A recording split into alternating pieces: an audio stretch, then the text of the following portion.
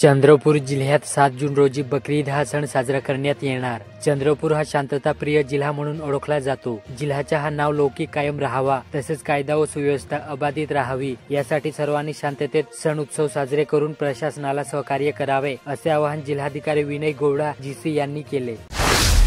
गोसरी येथे शासनाने घरकुल लाभार्थ्यांना मोफत रेती उपलब्ध करून दिली, मात्र नांदगाव येथील प्रभारी सरपंचाने रेतीची परस्पर विल्हेवाट लावली, अशी तक्रार माजी सरपंच हिमाणी वाकुडकर यांनी मूळ तहसीलदारांकडे बुधवारी दिनांक 4 रोजी केली।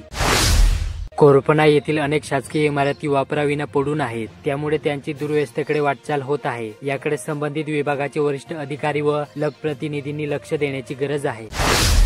मूल येथे बांधकाम कामगार मंजुरांना कामगार असल्याचे प्रमाणपत्र मिळाले तर योजनेचा लाभ दिला जातो। यात आर्थिक लाभाच्या योजना असल्याने अनेक उच्चभ्रू परिवारातील महिला, पुरुष व तरुणांनी एकही दिवस कामावर गेले नसताना दलालामार्फत अधिकचे पैसे देऊन बांधकाम मंजुरांचे बोगस प्रमाणपत्र मिळवित आहेत।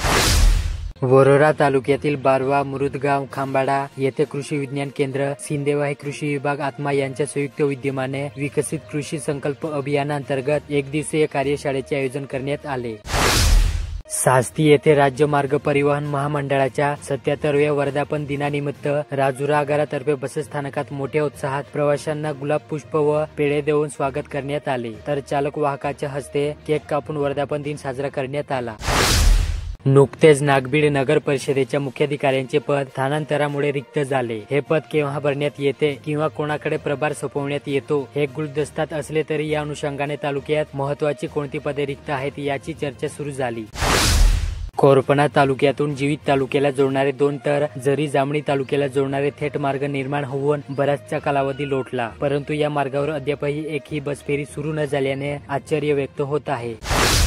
सिंदीवाही येथील टेकरी रोडवर आदिवासी मुलांचे तथा मुलींचे वसतिगृह आहे। 2 जूनला रात्री 8च्या सुमारास मुलीच्या वसतिगृहातील चौकीदार चंद्रकांत शेडे यांनी पट्टेदार वाघाला बघितले व तात्काळ वसतिगृहाचे गृहपाल यांना सांगितले।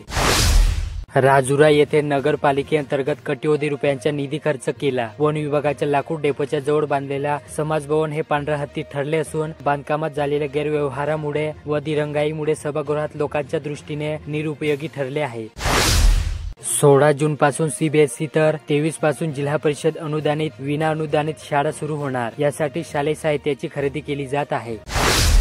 घुग्गुस येथे बसस्थानक मार्गावरील अतिक्रमणाने 3 वर्षापासून वाहतूक समस्या निर्माण झाली होती। सोमवारी दिनांक 2 रोजी पोलीस व आर के मदनी कंपनीने अतिक्रमण हटवल्याने अडचण दूर झाली।